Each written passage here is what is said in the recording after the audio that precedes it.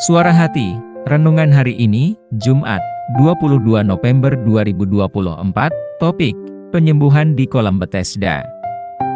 Jangan lupa saudaraku. Jika sudah, cukup hanya klik tanda berikut. Dan membagikan renungan ini kepada orang lain, agar mereka juga menemukan kekuatan baru dalam kasih Tuhan. Kiranya Tuhan memberkati saudara. Nas renungan hari ini, Yohanes 5 ayat 6 dan 7. Ketika Yesus melihat orang itu berbaring di situ dan karena ia tahu bahwa ia telah lama dalam keadaan itu, berkatalah ia kepadanya, "Maukah engkau sembuh?" Jawab orang sakit itu kepadanya, "Tuhan, tidak ada orang yang menurunkan aku ke dalam kolam itu apabila airnya mulai goncang. Dan sementara aku menuju ke kolam itu, orang lain sudah turun mendahului aku." Bagaimana cerita penyembuhan yang dilakukan oleh Tuhan Yesus? Mari kita simak cuplikan berikut. Di situ ada seorang pria yang sakit selama 38 tahun. Yesus melihatnya berbaring di sana, dan ia tahu bahwa pria itu sudah lama sekali menderita sakit. Apakah kamu mau sembuh? Tuhan, aku tidak punya kerabat untuk memasukkanku ke dalam kolam waktu airnya berguncang. Ketika aku mencoba masuk, orang lain sudah masuk lebih dulu. Bangunlah. Angkat tikarmu dan berjalanlah.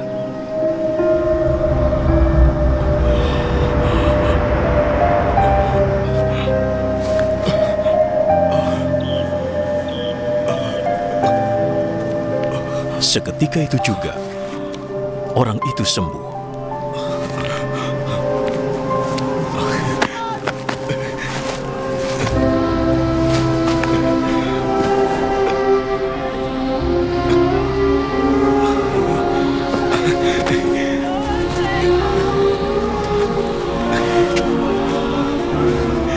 Ia mengangkat tikarnya dan mulai berjalan.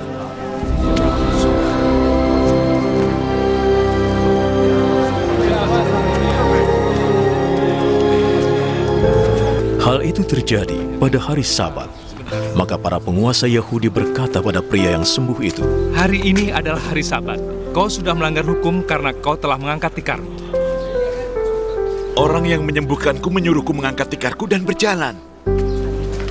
Siapa yang telah menyuruhmu melakukan itu? Tetapi orang yang sembuh itu tidak tahu siapa itu Yesus. Sebab di situ banyak sekali orang, dan Yesus menghilang di sana. Kemudian, Yesus berjumpa dengannya di rumah Tuhan. Kamu sudah sembuh. Jangan buat dosa lagi, supaya tidak mengalami yang lebih buruk. Lalu orang itu pergi dan memberitahu para penguasa Yahudi bahwa Yesuslah yang telah menyembuhkannya. Maka mereka mulai menyusahkan Yesus, sebab ia menyembuhkan orang pada hari Sabat. Yesus menjawab mereka, Bapakku bekerja setiap saat, dan aku pun harus bekerja. Kata-kata itu membuat para penguasa Yahudi semakin berusaha untuk membunuhnya. Bukan hanya karena ia telah melanggar hukum Sabat, tapi karena ia juga mengaku bahwa Allah adalah Bapanya, yang berarti ia menyamakan dirinya dengan Allah. Maka Yesus menjawab mereka, Aku berkata yang sesungguhnya. Anak tidak dapat bertindak sendiri. Ia hanya melakukan apa yang dilakukan bapaknya, dan yang dilakukan bapaknya juga dilakukan anaknya. Sebab Bapa mengasihi anak dan menunjukkan semua yang dilakukannya sendiri. Bahkan Bapa akan menunjukkan hal yang lebih besar lagi, sehingga kalian akan heran. Seperti Bapa membangkitkan orang mati dan memberi mereka hidup, begitu juga anak memberi hidup kepada mereka yang menginginkannya. Bapa sendiri tidak menghakimi siapapun. Ia memberi anaknya kuasa untuk menghakimi, agar semua orang menghormati anak sama seperti mereka menghormati Bapa.